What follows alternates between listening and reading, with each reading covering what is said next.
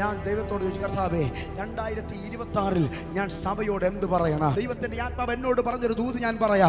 ഞാൻ അവരെ സെൻഡ് ചെയ്യാൻ പോവുകയാണ്, ഞാൻ അവരെ അയക്കാൻ പോകുന്നു എന്ന് പറഞ്ഞാൽ നിങ്ങളുടെ തലമുറകളെ ദൈവം രാജ്യങ്ങളിലേക്ക് അയക്കും. നിങ്ങളുടെ പട്ടണങ്ങളെ പിടിക്കുക, അത് സുവിശേഷ വേലയ്ക്ക് വേണ്ടി അയക്കുക. ദൈവം നിങ്ങളെ സെൻഡ് ചെയ്യാൻ പോകുന്നു ഭൂതങ്ങളുടെ മടയിലേക്ക്, ചില ഗോലിയാത്തിനെ വെട്ടിവീഴ്ത്താൻ, ചില കാടുകളിലേക്ക്, ആരും ചെല്ലാത്ത ഇടങ്ങളിൽ ദൈവം നിങ്ങളെ അയക്കാൻ പോകുന്നു. അന്ധകാര മണ്ഡലങ്ങളെ ഉടയ്ക്കാൻ, ഈസബേലിന്റെ കച്ചവടം കൂട്ടാൻ,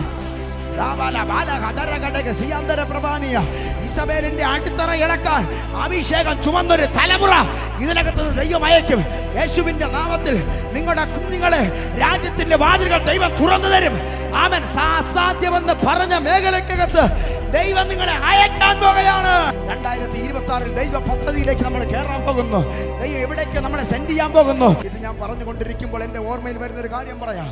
കഴിഞ്ഞൊരു വർഷം ഞാനൊരു ചർച്ചിൽ പ്രസംഗിക്കപ്പെടുമ്പോൾ അവിടുത്തെ ഒരു ചെറുപ്പക്കാരിയെ നോക്കി ഞാൻ പറഞ്ഞു, അടുത്ത വർഷം എന്ന് പറഞ്ഞാൽ ഈ 2025 നീ ദൈവരാജ്യത്തിന് വേണ്ടി പ്രസംഗിക്കുന്നവളായി മാറ്, നീ ദൈവത്തിന്റെ ദൂത് പറയുന്നവളായി മാറ്, ദൈവം നിന്നെ അയക്കുമെന്ന് പറഞ്ഞു. അവൾക്കത് വിശ്വസിക്കാൻ കഴിഞ്ഞില്ല. അവൻ അവൾക്ക് ചിന്തിക്കാൻ പോലും കഴിയാ. അവൻ ബൈബിളിനെ കുറിച്ച് വലുതായി ഒന്നും അറിയില്ല. അവർ ഒരു 4 പേരുടെ മുമ്പിൽ എഴുന്നേറ്റ് നിൽക്കാനുള്ള തൻ്റെ ഇടം അവൾക്കില്ല. പക്ഷെ ഈ വർഷം അവൻ കഴിഞ്ഞ ആഴ്ചയിൽ അതേ ചർച്ചിൽ ഞാൻ പ്രസംഗിക്കാൻ പോയപ്പോൾ അവൾ ചിരിച്ചുകൊണ്ട് എൻ്റെ അടുത്ത് വന്നിട്ട് പറഞ്ഞിരിങ്ങനെയാണ്, ഞാൻ ദൈവരാജ്യത്തിന് വേണ്ടി പ്രസംഗിക്കാൻ തുടങ്ങി പാസ്റ്റർ. ഈ അവസാന ഡിസംബർ മാസത്തിൽ എന്നെ ദൈവരാജ്യത്തിന് വേണ്ടി ദൈവം ഉപയോഗിക്കപ്പെടുത്താൻ തുടങ്ങി. എന്നിട്ട് അവൾ എന്നോട് ഇങ്ങനെ പറഞ്ഞു, കുവൈറ്റിൽ നിന്ന് ഒരു ക്ഷണം എനിക്ക് വന്നിരിക്കുന്നു. എന്തിനെന്നറിയാമോ? അവിടെ വന്ന് ഞങ്ങൾക്ക് വേണ്ടി ശുശ്രൂഷിക്കണം.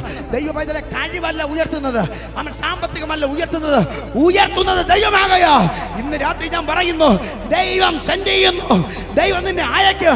God is going to send you. സുവിശേഷത്തിന് വേണ്ടി മാത്രമല്ല ഈ ദൂത്, സുവിശേഷത്തിന് വേണ്ടി മാത്രമല്ല. ഞാൻ പറയുന്നു, നിങ്ങളുടെ തലമുറകളെ ദൈവ രാജ്യങ്ങളിലേക്ക് എറിയും. വാതിലുകളെ ദൈവം തുറക്കുക. ആരാ പറഞ്ഞ പൈസയ്ക്ക് ചെയ്യാൻ കഴിയാത്തത് ദൈവത്തിന് ചെയ്യാൻ കഴിയുക?